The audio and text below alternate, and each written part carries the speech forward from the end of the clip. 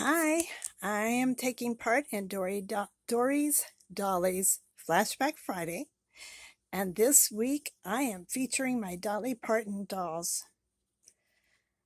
Dolly has not been feeling well lately, and I thought, oh, I have never shown my dolls. So, out of respect to her, that's my choice for this week. And all these dolls were made by Goldberger, so I assume they have some kind of licensing agreement. And so here we go. This is, I think she's like 19 inches tall, and she's from 1984. Whoops, move that. She even comes on a stand that says Dolly. And she is a beauty. It's got that beauty mark and the hair, and oh, it's like faux leather, but it's not deteriorating like that generally will, so must be better quality. Dolly, it better be, huh? And this one is from 1990. Oops, forget. Okay, I'll show you that. 1996. She comes with a guitar and a microphone. I haven't decided whether to unbox her or not. It's a limited edition. Oh, look at that sweet picture on the back. So, and then this one is from 1978. I got her at an antique show. I really haven't fixed her hair up. Maybe I'll try another downy dip. Try to get it better. I don't know. With older dolls, you don't want to do too much. You might make it worse. But this is my Dolly Parton doll collection. Why don't you stay tuned and learn a little bit about this remarkable human being? Hang on. One more little thing before we get to the biography. I forgot to mention, I discovered Dolly Parton when I was at my grandparents' house. I always brought my own rock and roll records because they like country, and I wasn't a country fan, or so I thought. And for some reason, I ended up with the record player and playing Grandma's Dolly Parton records over and over and over again. I remember Coat of Many Colors, and didn't she have a song called Joseph? And maybe Jolene? Anyway, I just thought, well, I've never heard anybody like this. So I became a Dolly Parton fan. Okay, on to her biography. Oh my goodness. What can I say about Dolly Parton? She's a remarkable human being. Let's do a brief biography. Had the wrong side. She was born June 19th, 1946 in a one-room cabin in Pittman Center, Tennessee. She was the fourth of 12 children. She said she got her musical ability from her mother's side of the family and her business ability from her father's. So they moved to Locust Ridge in Tennessee. They recreated that at Dollywood. So she grew up singing in church. I think her grandfather was a pastor. I'm not sure. I've read her autobiography, but it's been so long ago. So I'm just basing this on what I've researched. She was on radio and TV at the age of 10. Let's see. At the age of 13, she was singing at the Grand Ole Opry. She met Johnny Cash there, and I think he encouraged her to follow her own path, which he was certainly good at, wasn't he? She was a songwriter, very prolific songwriter. The day after she graduated high school, she moved to Nashville.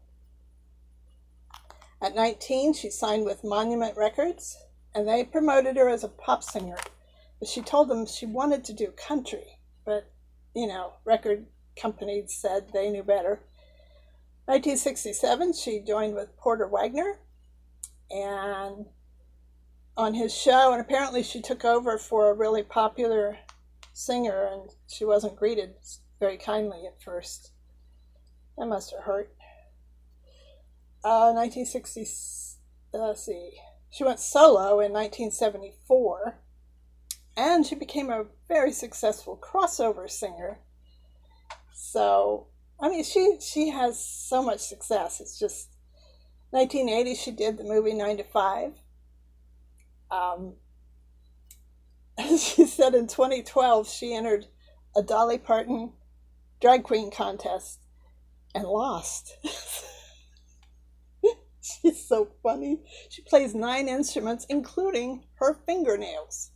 That 9 to 5, she kind of started it on her fingernails. Let's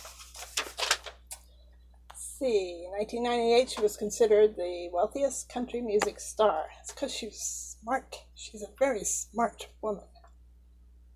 Of course, she opened Dollywood, Song Teller Hotel, the Life of Many Colors Museum. I've been to Dollywood only once. And I remember a room that was just full of dolls. So I think I bought that one box doll there. I think, but I don't remember. It was a long time ago. Both my parents were alive and well, so it was a fun place to visit.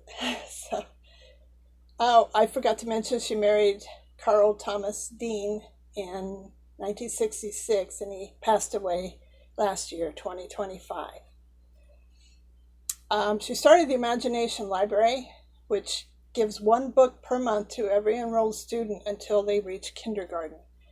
I forget how many books they've given away, but God bless her for doing that, because she said her father was one of the smartest people she ever knew, but he couldn't read and write. So she didn't want that to happen to anyone else. She's won 11 Grammys, 1 Emmy Award. She's been nominated for 2 Oscars, 6 Golden Globes, and 1 Tony.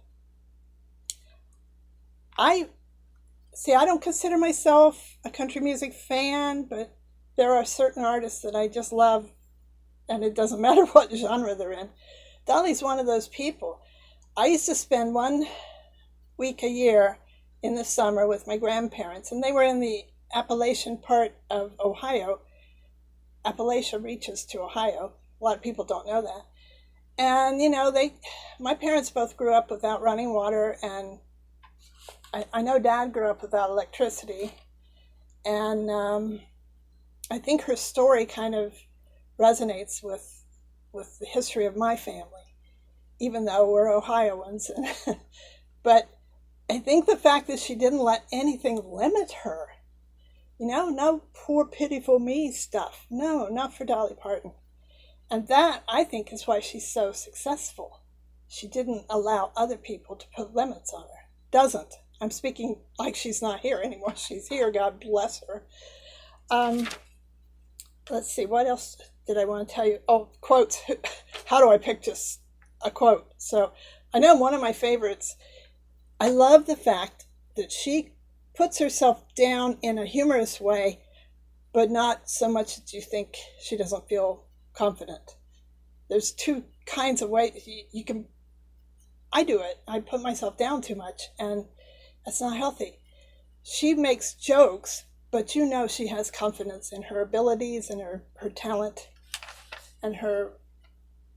But some of the quotes are hilarious. My favorite was somebody asked her how long it takes to do her hair, and she said, "I don't know. I'm never in the room." And here's another one.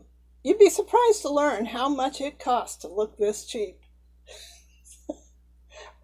What confidence to make jokes like that. Oh, she's a wonderful human being. I hope she gets better soon. But here's my favorite. If you see someone without a smile today, give them yours. Amen to that. So that's my Dolly Parton video. That I have 3 dolls. That's a lot. So, but I'm sure there's more out there. So if you know of any, let me know. So I wanted to pay tribute to this remarkable human being. And I hope you like, comment, subscribe, follow me on Instagram. Until next time, toodles.